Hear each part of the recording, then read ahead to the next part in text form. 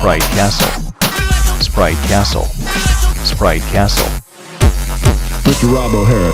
Sprite Castle. Hello and welcome to a special episode of Sprite Castle. On today's show, I'm going to show you the often talked about, but I guess rarely seen game, Smurf Massacre. Now, Smurf Massacre is not a game that was sold in stores. It was a game that was written by just a couple of guys, and it got uploaded to a BBS like things did, and it spread, and so it kind of got like an underground spreading. It was kind of infamous back in the day. So I'm going to go through the menu system here, and we will be pulling from the old OKK disc collection. That's what I dubbed all the discs that I have been converting over from Commodore 64 real floppies into D64 disc images. This is the title screen of the Great Smurf Massacre. As you can see, there are two choices, and unlike this, this is kind of a unique episode, so I'm going to actually use the mouse a little bit to point some things out.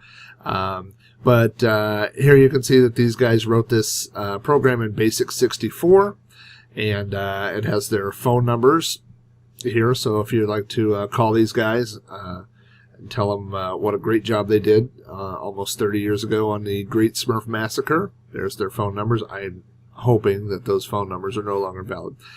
From this menu, you have two choices. You can commit psychotic Smurf genocide. By the way, psychotic is misspelled. Or masochistically,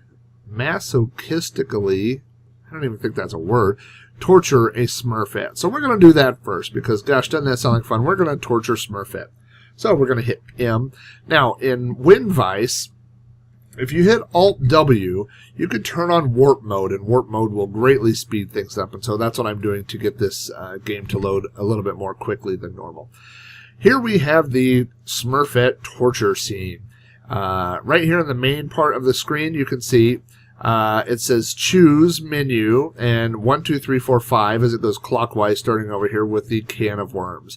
And so if you press the corresponding buttons on the keyboard, 1, 2, 3, 4, 5, you can place Smurfette into these various torture devices. The first one here, over here on the left, or the bottom left, is the can of worms. So if I press 1, and here you see we've placed Smurfette in a can of worms. I guess that's probably torture for a Smurf. Number 2, in the top left-hand corner, we have the burning stake. So if you'd like to burn Smurfette there, you can see at the stake right there, just press number 2. You hold it down. As long as you're holding down the button, Smurfette is placed in these torture devices. So if you'd like to move Smurfette over here to the boiling oil cauldron here, just hold down number 3, and you can see Smurfette will appear there in the cauldron of boiling oil. I'm going to skip to the bottom right over here, which is the electroshock. So if you'd like to put Smurfette here in the electric chair, you can see her shaking back and forth in electricity. And finally, Commie Bob, which I was not sure who Commie Bob is, but Commie Bob is apparently pretty lonely because when you put Smurfette in the cage, this happens. So that's a little Commie Bob action. So again, can of worms, burning steak, boiling oil, Commie Bob, and the electroshock.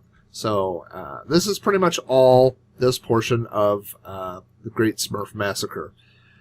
If you want to go to the other part, we have to reboot, and so I'm just going to go back into the menu system here. Go find my disc again.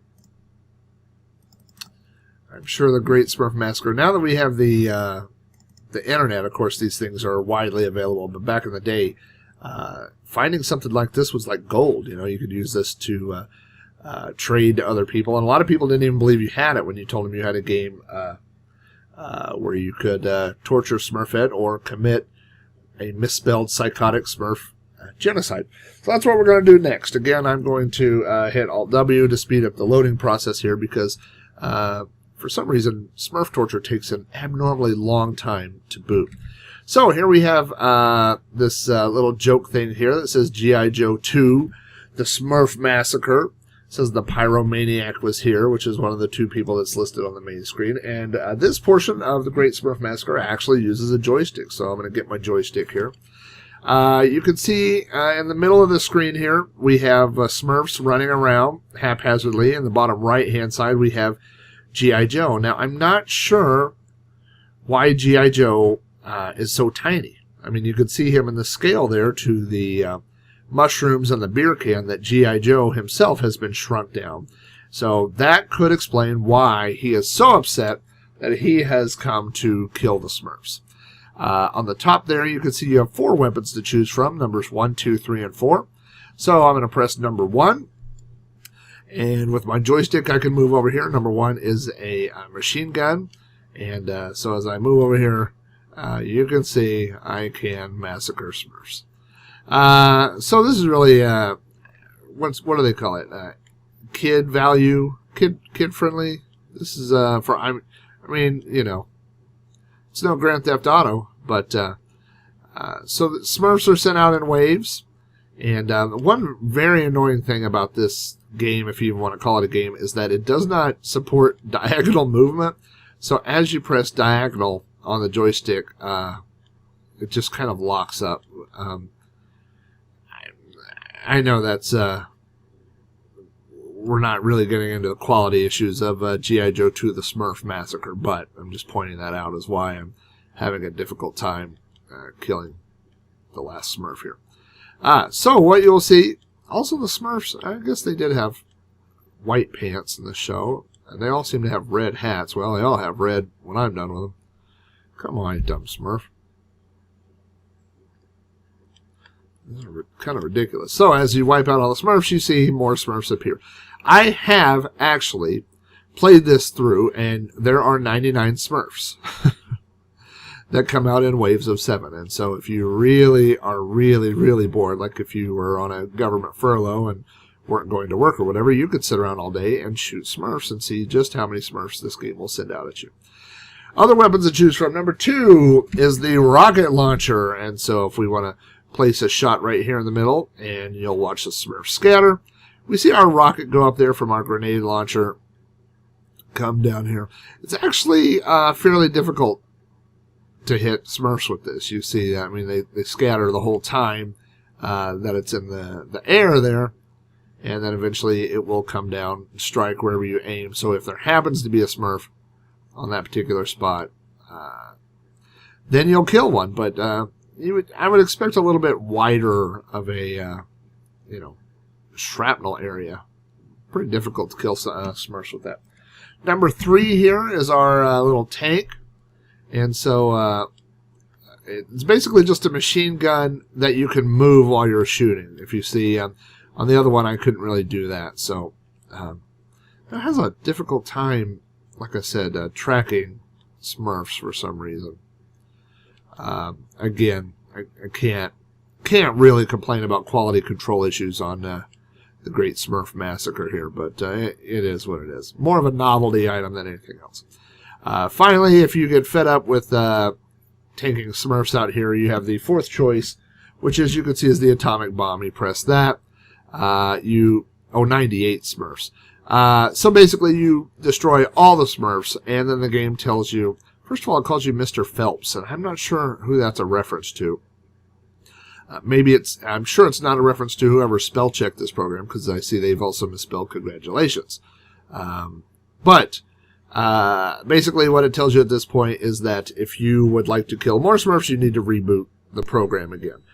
So not a lot of, I hate to say quality control, but there's also, on that main loading screen, it says, watch for our new game, which is B-25 Bomber or something like that. I've searched the internet. I've never been able to find that. So if they were using this to try to show to investors to get money, maybe game number 2 didn't have it. So anyway, Great Smurf Massacre is a goofy little title for the Commodore 64. You could track that down pretty easily. Not a whole lot of gameplay value, and probably if you've watched this video, you probably have seen all you want to see, unless your buddies come over, or you're drinking beer one night and you want to bet somebody that you have a game that gets Smurfette in a cage with a guy named Commie Bob who will do Unmentionables to her.